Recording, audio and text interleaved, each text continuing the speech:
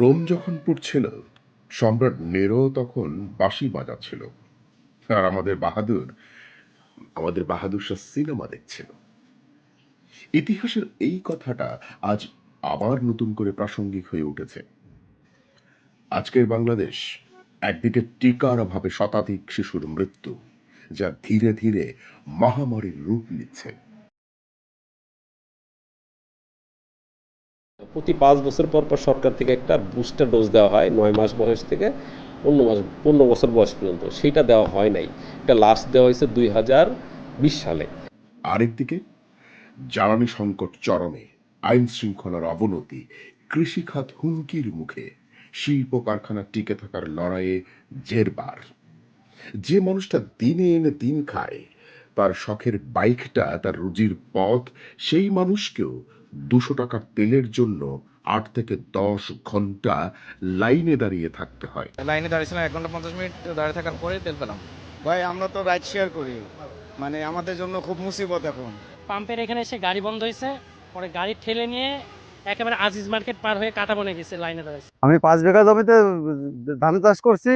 এখন তো মনে করেন চৈত্র মাস, এখন যদি ডিজেলের দাম এভাবে বেশি থাকে তাহলে তো আমার প্রতি প্রতি একদিন পর একদিন তেল দেওয়া লাগে, ডিজেল দেওয়া লাগে। এখন মেশিন চালাতে গেলে ডিজেলের দাম যদি বেশি হয়, এটা আমাদের খুব দুর্যোগ হচ্ছে। কারণ আগে 10 টাকা করে কিনতাম, এখন 20 টাকা করে কিনতে হচ্ছে। তেল তো বাজারে পাওয়া যাচ্ছে না। বাজারে যে তেল আমরা পাচ্ছি, দিন গেলে দেখা গেল যে 2 দিন 3 দিন ঘোরার পরে 1 লিটার বা 2 লিটার তেল আমাদের দেয়। সেই দাম ছিল 105 টাকা, এখন দাম 110-এর থেকে 15 টাকা। তারপরেও তেল পাচ্ছি না, কবে তেল আসলে দেবে। ব্যবসায়ীদের জন্য যে সময়টা সবচেয়ে গুরুত্বপূর্ণ, ঠিক সেই সময়ে বিদ্যুৎ সাশ্রয়ের নামে দোকান বন্ধের নির্দেশ। অন্যদিকে সরকার প্রধান বাংলার বাহাদুর শাহ আরেক জিয়া পাইক বরকন্দাজ আমূর্ত বেগম রাজকন্যা নিয়ে সিনেমা হলে রস আস্বাদন করে। প্রশ্নটা হলো, ব্যবসায়ীদের যেখানে জীবিকা নির্বাহের অবলম্বন তাদের স্বীয় প্রতিষ্ঠান বিদ্যুৎ ও কৃচ্ছ্রতা সাধনে বন্ধ রাখতে হয়, সেখানে সরকার বাহাদুরের মনোরঞ্জনের জন্য সিনেমা হলে এসি আলোকসজ্জার বিলাসিতা, এটা কি বেশি কিছু কাজটা নয়? কথাটা বলতেছে, বিরুদ্ধে আন্দোলন করাটা আমাদের দরকার। এটা যে সরকারের মাথায় কি পজিশনে নিয়েছে এটা আমরা বলতে পারছি না। স্কুলে 1 থেকে 2টা ফ্যানে 30 থেকে 40 জন ছাত্র পড়ানো যায়। বাসায় আমরা সবাই সকলে 1 জন 2 জন করে পড়ি। এখানে সর্বমোট বাংলাদেশে যদি গড় আয়তন করি তাহলে 70% শুধু ফ্যানের দিকে যাচ্ছে। এতে সাশ্রয় হওয়ার কোনো মানেই হচ্ছে না। সরকারের কাছে আমার এটাই প্রশ্ন যে আপনাদের কি মনে হচ্ছে যে অনলাইন ক্লাস করাটাই বিদ্যুৎ সাশ্রয় হবে? তো আপনার কি মনে হয় সেটা জানান। তাহলে এটা কি সংকট মোকাবেলার পদ্ধতি? এদিকে যখন সাধারণ মানুষ দিশেহারা, তখন ক্ষমতার শীর্ষে থাকা ব্যক্তিদের বিনোদন, এগুলি কি জনগণের সাথে এক ধরনের তামাশা নয়?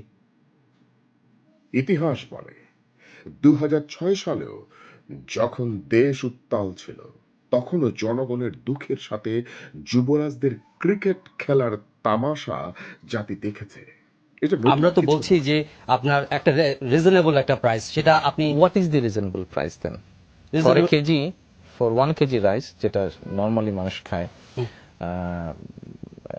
আপনার 28 বা 29, যেটা 28 বা 29 যেটা আছে চালে ইরি, তো এটা ধরেন 10-12 টাকা কেজি যদি দিতে হয়, কি করা যায়, কেমন করে দেওয়া যায়? সেটা আপনার চিন্তা, কারণ আপনার দল ক্ষমতায়, আপনি সরকার জনগণের দায়িত্ব পালন করছেন এবং জনগণের আরে কি comfort-এর ব্যাপার- মুশকিল, বুঝলাম তো, তো আপনার কাছ থেকে কি জানতে পারবো না?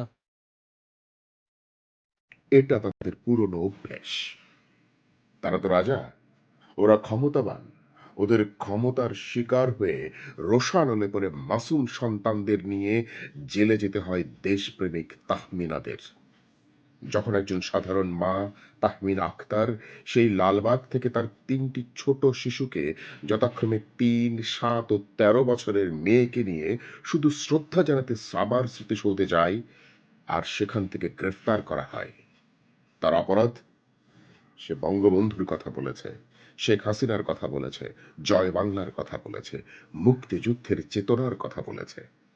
জয় বাংলা, জয় বঙ্গবন্ধু, বলার জন্য নিয়ে যাচ্ছে স্মৃতিসৌধে শ্রদ্ধা নিবেদন করতে আসছি আওয়ামী লীগের পক্ষ থেকে, এর জন্য আমাকে নিয়ে যাচ্ছে দড়ি। আপনি কোথা থেকে আসছেন? জয় বাংলা, জয় বঙ্গবন্ধু। আপনি কোথা থেকে আসছেন? যেহেতু দড়ি নিয়ে আপনি- লালবাগ থেকে আসছি।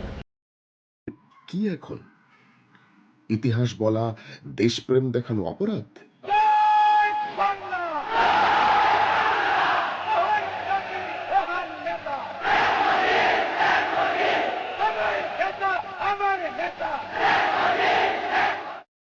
এই চিত্রটা একটি স্বাধীন দেশের চিত্র। কোথায় মানবাধিকার?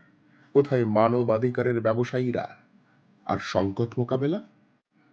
আপনার মনে আছে যখন পুরো বিশ্ব থমকে গিয়েছিল কোভিড-19 মহামারীতে, বিশ্বের অন্যান্য দেশের মতো আমাদের দেশের অর্থনীতি যখন ভেঙে পড়ার উপক্রম, তখন বঙ্গবন্ধু কন্যা শেখ হাসিনাই দেখিয়েছিলেন কিভাবে নেতৃত্ব দিতে হয়।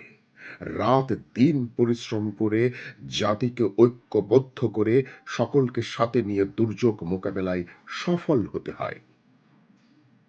সেখানে অহংকার ছিল না, ছিল বিনয়, ছিল ভালোবাসার পরশ। আর যুদ্ধ তো নতুন নয়। রাশিয়া ইউক্রেন যুদ্ধের সময়ও যখন বিশ্বজুড়ে জ্বালানি সংকট, অনেক দেশ দেউলিয়ার পথে, তখনও বাংলাদেশের অর্থনীতি একটা স্থিতিশীল অবস্থানে ছিল। কারণ নেতৃত্ব শুধু পদে নয়, নেতৃত্ব হচ্ছে সিদ্ধান্তে, দূরদর্শিতায় এবং মানুষের পাশে দাঁড়ানোর সাহসে। আজকের বাস্তবতা আমাদের মনে কি প্রশ্ন জাগে না? নেতৃত্বকে শুধু ক্ষমতা ভোগের জন্য, নাকি সংকটে মানুষের পাশে দাঁড়ানোর জন্য? মনে রাখা ভালো, দেশ এগিয়ে যায় তখনই যখন নেতৃত্ব শক্তিশালী হয়, দায়িত্বশীল হয় এবং জনগণের কষ্টকে নিজের কষ্ট মনে করে। কারণ নেতার আসল পরিচয় সংকট প্রকাশ পায়। শেখ হাসিনা তা দেখিয়েছেন।